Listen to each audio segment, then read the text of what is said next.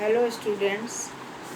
पिछले क्लास में मैंने अपने कारण कार्य संबंध के दो सिद्धांत, पूर्ववर्तीता सिद्धांत और नियमितता सिद्धांत के बारे में जानकारी दी थी। आज के वीडियो क्लास में मैं आपको कारण कार्य संबंध के तीसरे सिद्धांत, अनुक्रमता सिद्धांत और जो सबसे अंतिम सिद्धांत है उसके विषय में बतलाऊंगी।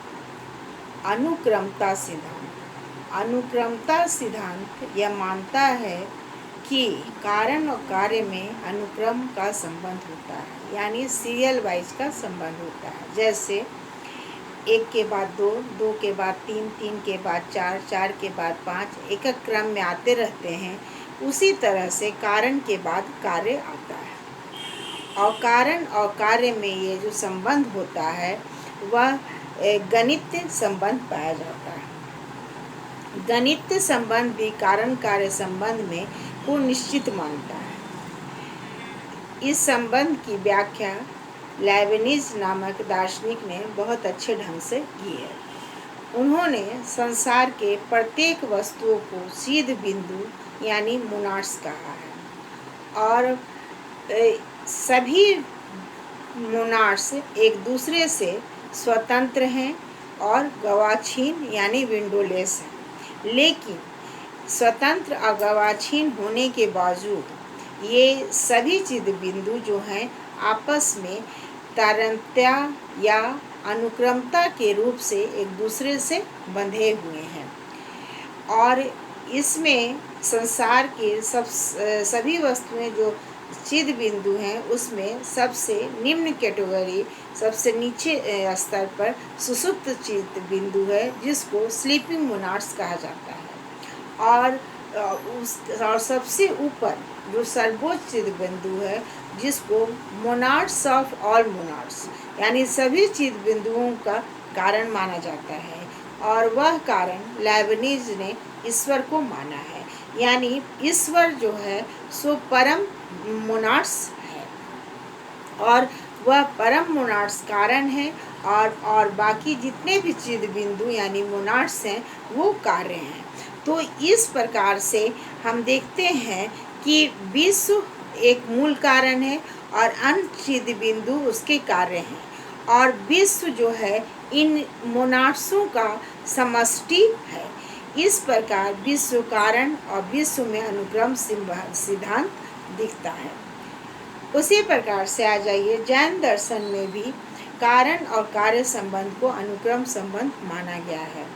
उसमें भी द्रव्य को नित्य और अनित्य दोनों माना गया है। जो अनित्य है उसे पर्याय कहा गया है और ये पर्याय जो है सो उसका विस्तार काल, जीव और अजीव में होता है और अजीव हैं धर्म, अधर्म, उद्गल और आकाश।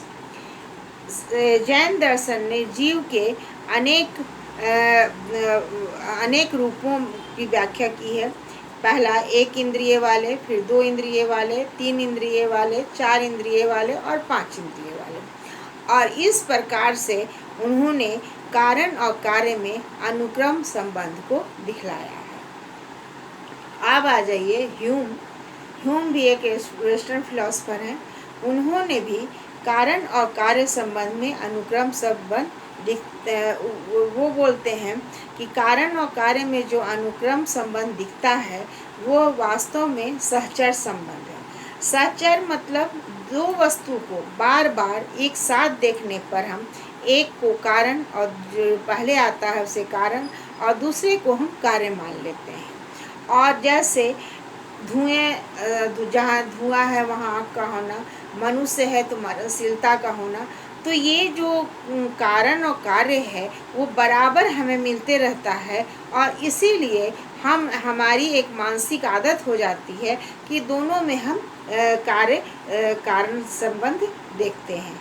वास्तव में ये सहचर्य संबंध होते हैं। इसको उन्होंने एक और उदाहरण से समझाया कि बिलियर्ड्स को जब हम डंडा से स्पर्श करते हैं तो वह जाके खांचे में गिर जाता है। तो बिलियर्ड को देखना, फिर बिलियर्ड को डंडे से स्पर्श करना और स्पर्श करने के बाद उसके खांचे में गिरना, यह सभी एक के बाद एक अनुक्रम के रूप में होते हैं और ये जो है सो यह अनुक्रम तब होता है जब कारण और कार्य में सहचर्य संबंध होता है।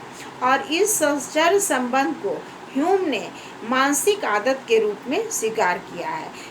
कहा है कि दो घटनाओं को जब हम साथ साथ देखकर उनमें कारण कार्य संबंध स्थापित करने की हमारी मानसिक आदत हो जाती है।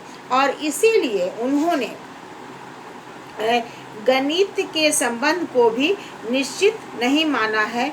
और वो कहते हैं कि गणित के संबंध भी जो है सुनिश्चित नहीं होते हैं। कारण और कार्य का जो अनुक्रम संबंध है हमें भारतीय दर्शन में, बौद्ध दर्शन में बहुत अच्छे ढंग से मिलता है। बौद्ध दर्शन के द्वितीय आर्य सत्य में कारण और कार्य संबंध के 12 श्रृंखलाओं का उल्लेख किया गया है और एक के बाद एक कारण कार्य आते हैं।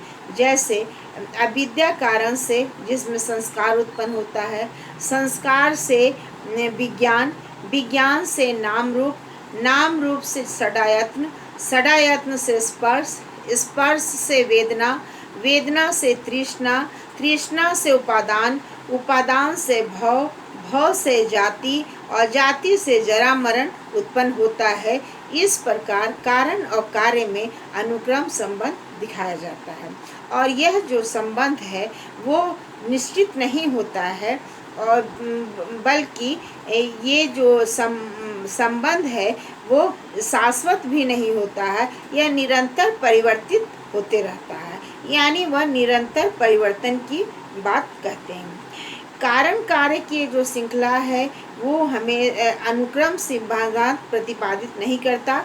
अधिक से अधिक कारण कार्य संबंध को आकस्मिक माना जाता है। अनुक्रमता सिद्धांत जो है सो ना तो प्रागनुभविक है, ना सार्वभौम है और ना निश्चित है, और ना ही यह इंद्रिय अनुभविक है और ना ही संभाव्य को मानता है। इसकी व्याख्या, बल्कि हम ये कहें कि यह जो सिद्धांत है पूर्ववर्तीता सिद्धांत और नियमितता सिद्धांत में समन्वय स्थापित करता है। पूर्ववर्तीता सिद्धांत यह मानता है कि पहले कारण फिर बाद में कार्य आता है।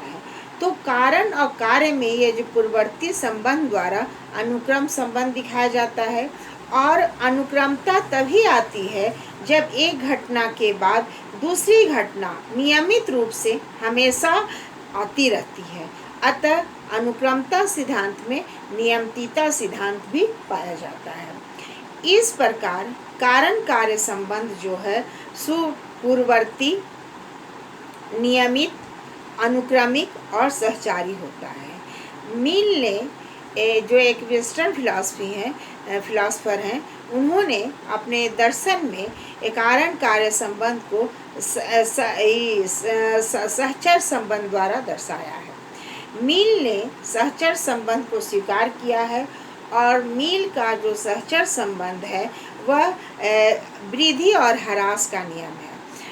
वृद्धि और ह्रास का नियम है, कहने का मतलब है कि जिस अनुपात में कारण घटती या बढ़ती है उसी अनुपात में कार्य भी बढ़ता और घटता है। जैसे मान लीजिए कि अगर हम 10 किलो गेहूँ लेके जाते हैं तो हमें 10 किलो ही आटा मिलता है, ना उससे ज़्यादा ना उससे कम। इसके जगह पर हम अगर 5 किलो आटा लेके जाते हैं तो 5 किलो ही देता है, ना कि कम और ज़्यादा।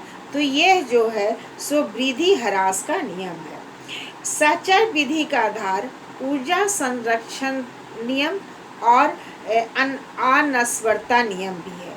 और ये जो दोनों नियम है वो वैज्ञानिक नियम है।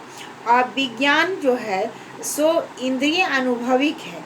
इंद्रिय अनुभविक कहने का मतलब कि विज्ञान यह मानता है कि ज्ञान की जो प्राप्ति है वह हमें अनुभव के द्वारा होती है। लेकिन इंद्रिय अनुभविक होने के साथ साथ विज्ञान जो है सो बौद्धिक भी है, यानी विज्ञान के परे यह नहीं है।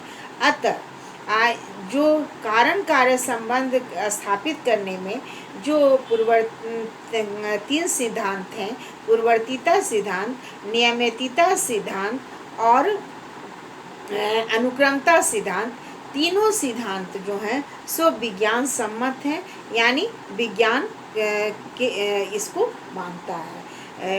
Thank you. अगले क्लास में मैं आप लोगों को परम सत्ता का स्वरूप के विषय में बतलाऊंगी।